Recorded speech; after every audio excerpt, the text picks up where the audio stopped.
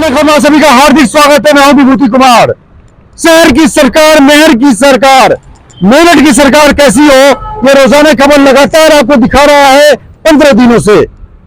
पार्षद से बातचीत, पार्षद की पत्नियों से बातचीत, क्षेत्र की जनता से बातचीत, क्षेत्र के समीकरण से बातचीत, दिग्गजों से बातचीत और 24 घंटा 24 दिग्गज, मेरठ शहर के 24 दिग्गजों का इंटरव्यू दिखाऊंगा 24 घंटे में।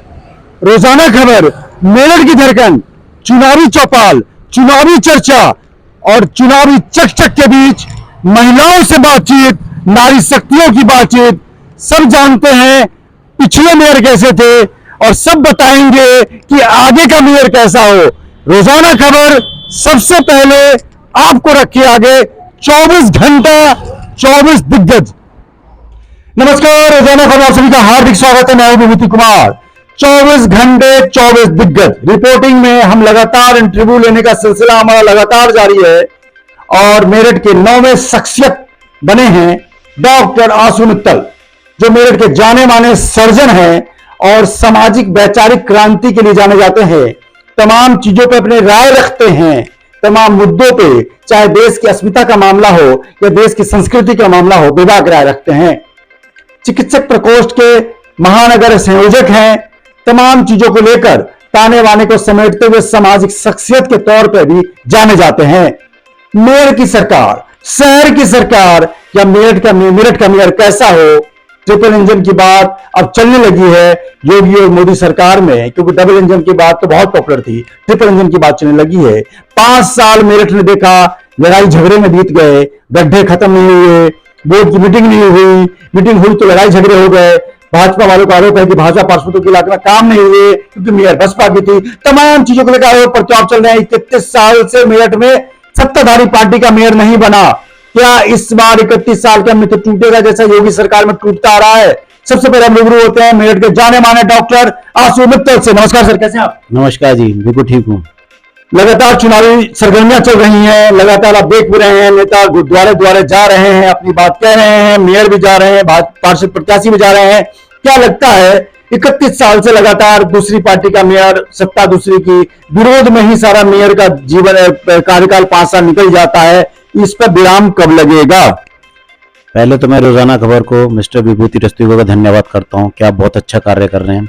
आप मेयर भी, काउंसिलर्स का भी इंटरव्यू ले रहे हैं, उनकी वाइफ्स तक का इंटरव्यू ले रहे हैं कि कैसे स्वच्छ हो मेरठ, कैसे सौंदर्यीकरण हो मेरठ का। क्योंकि 31 वर्ष में यही हुआ है कि सरकार किसी की थी, मेयर किसी और का था, तो डेवलपमेंट नहीं हो पाया। और लास्ट वाले मेयर तो बिल्कुल ही बेकार निकले, उन्होंने तो कोई कार्य नहीं करा। पूरा इंडिया डेवलप हो गया, स्मार्ट हो गया, अब मेरठ क्यों नहीं हुआ? क्योंकि उन्होंने कोई कार्य नहीं करे। सब जगह हाईवेज इतने अच्छे बन गए, लेकिन मेरठ की सड़क बिल्कुल खराब बनी रही। ना कोई सौंदर्यीकरण हुआ, ना कोई एंक्रोचमेंट खत्म हुआ, ना ट्रैफिक समस्या हुई, ना उन्होंने लाइटिंग का काम करा, ना है पेड़ का काम करा। मतलब जितना भी काम होना था स्मार्ट सिटी के लिए, कोई काम नहीं हुआ, इसलिए स्मार्ट सिटी नहीं बनी।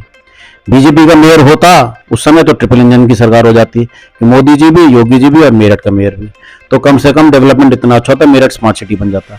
तो अब मेयर अगर बीजेपी का बन जाएगा तो अब आशा है कि ट्रिपल इंजन की सरकार होगी, डेवलपमेंट होगा और कोई बहाना भी नहीं रहेगा, तो उससे स्मार्ट सिटी भी बन जाएगी, सड़कों का भी हो जाएगा और जितना सौंदर्यीकरण है सारा हो जाएगा। मुझे लगता है कि जो विधायक के काम अलग होते हैं, सांसद के काम अलग होते हैं, मेयर चुना ही जाता है इंटरनल व्यवस्था के लिए, नाली, खरंजे, रोड, जो नगर के पास है, लाइटिंग, तमाम चीजों के लिए शहर को खूबसूरत बनाने का काम मेयर के हाथ में होता है। मेयर बहुत बड़ा पद माना जाता था अंग्रेजों के समय से, लेकिन पता नहीं क्यों समय के साथ साथ मेयर का पद धुंधला होता जा रहा है। विधायक, 3 विधायकों का 1 मेयर होता है। सोचिए विधायक की कितनी हनक होती है। जब पूरे शहर में 3 विधायक हैं और 1 मेयर बनेगा तो हनक किसकी ज्यादा हुई? मेयर की। शहर का प्रथम नागरिक हुआ। लेकिन आज मेयर की भूमिका विधायक से नीचे रह गई है या कागज पर साइन करने की रह गई है। कहीं न कहीं राजनीतिक तलखियां रहती हैं, क्योंकि सूबे में किसी और पार्टी की सरकार, वहां के जो मुख्यमंत्री हैं वो नहीं चाहते कि इस दूसरी पार्टी का मेयर हाईलाइट हो, अच्छा काम करे, इसलिए फंड रोक देते हैं। तमाम चीजें कंट्रोलिंग लखनऊ से होती है, मेयर को पंगु कर दिया जाता है। तमाम चीजों को लेकर क्या लग रहा है इस बार की, आप कैसे जनता को देख पा रहे हैं और क्या एनालिसिस कर पा रहे हैं? पहला तो क्योंकि मोदी जी का डेवलपमेंट देख लिया, योगी जी का देख लिया, तो पब्लिक यही चाहती है कि बीजेपी का मेयर बने, क्योंकि पहले वाले ने काम भी नहीं किया। तो ये काम करना है, इसे हमें इंदौर या सिंगापुर बनाना है। सिर्फ 10-20 पॉइंट कर दें तो अपने आप ही इंदौर सिंगापुर बन जाएगा। जैसे कि एंक्रोचमेंट खत्म करा जाए, जब दुकानदार अपने घर दुकान के आगे सामान रख देगा तो जगह ही नहीं रहने की, तो उसको एंक्रोचमेंट बंद हो जाए। दूसरा, पार्किंग समाप्त हो जाए। जब तक पार्किंग रहेगी सुंदरता नहीं रहेगी। तीसरा काम यह है कि ये ट्रैफिक व्यवस्था करें। ये जितनी सारे आपकी रिक्शा घूम रहे हैं, कोई कंट्रोल नहीं है रिक्शास पे, उनके एक लाइसेंस बनाया जाए, एक लिमिटेशन करी जाए कि इतना रहेंगे और कहीं पार्क नहीं कर सकती है, कहीं भी आके खड़ी कर देते हैं। ट्रैफिक मैनेजमेंट बहुत ही खराब है। हापुड़ अड्डे पे तो बिल्कुल कस्बे जैसा हाल हो जाता है। और ऊपर से लाइटिंग सिस्टम में हापुड़ अड्डे की हटा दी। सब जगह लाइटिंग सिस्टम लगी हुई है, हापुड़ अड्डे की वो भी हटा दी कि कोई मानने वाला नहीं है, कोई समझ आने वाला नहीं है, पुलिस की सुनते नहीं, वहाँ हंगामा करते हैं पुलिस का। तो इसलिए सबसे ज्यादा तो यह है कि ये 4-5 काम करने हैं। तो एक ये भी है कि जैसे सब जगह पूरे विश्व में देखो कि नारियल पाम या खजूर पाम लगे हुए हैं दोनों तरफ रोड्स के, हमारे यहाँ कोई भी पेड़ नहीं लगे हुए। एक ही तरह के पेड़ लगाने चाहिए पूरे मेरठ में, तो कम से कम एक सिमिलैरिटी होगी। तो एक वो काम नहीं होता। बोगिनविलिया डिवाइडर के बीच में होना चाहिए। डिवाइडर के में आप लोहे की रेलिंग जो लगाते हैं उसके बदले आप बोगिनविलिया लगाइए। पूरे सुखमपुर में देखिए सब जगह बोगिनविलिया लगे हुए हैं। और रोड के साइड में हमेशा जगह हर जगह घास लगी हुई है। आपके यहाँ घास नहीं है कहीं भी, धूल मिट्टी उठ रही है।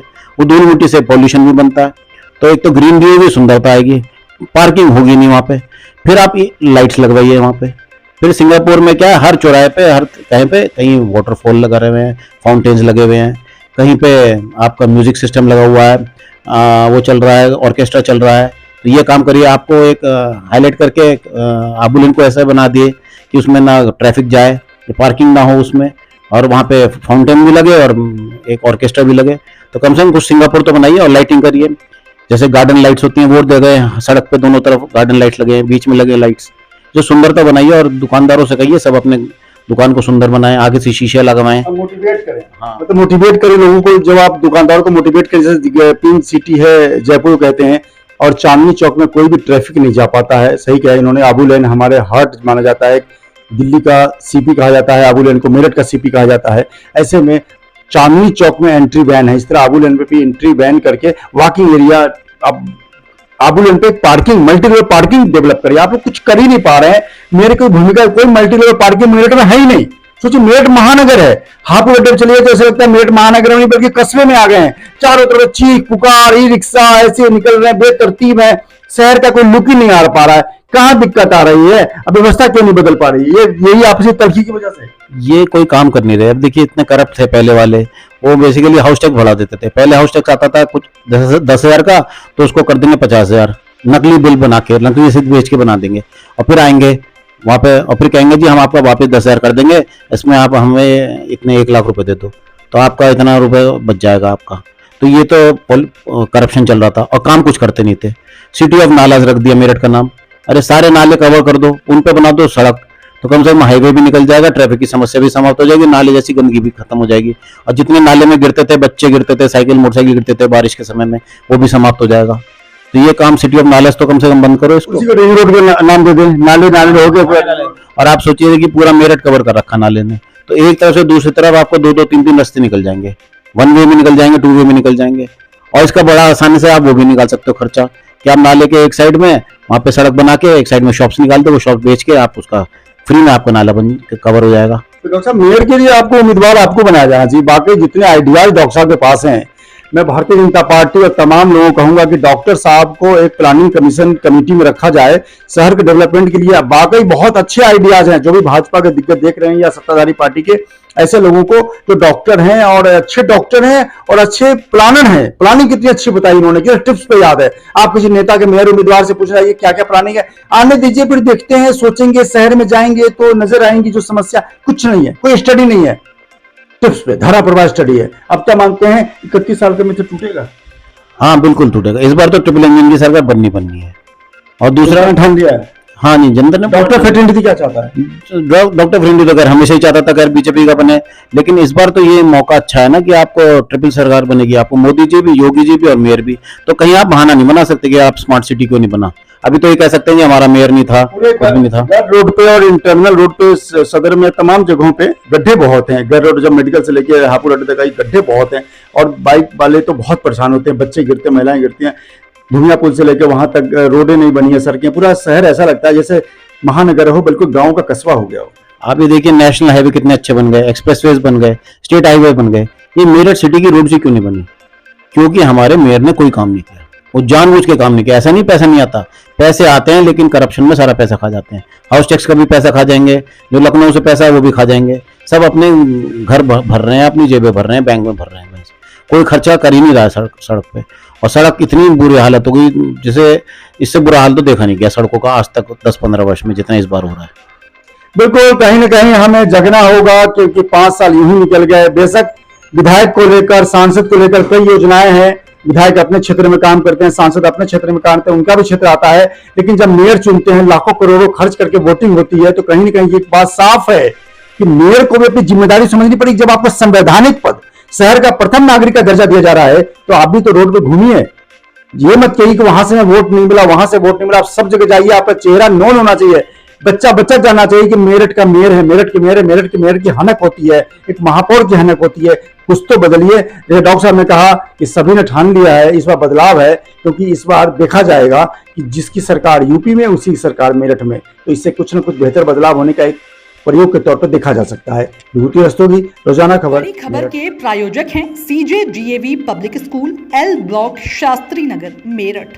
25 से 30 साल के बेहद अनुभवी शिक्षकों के साथ बेहतर पढ़ाई, साथ ही नैतिक मूल्यों व संस्कारों का बड़ा स्कूल। एडमिशन स्टार्ट, सबलिंग बच्चों की फीस में छूट।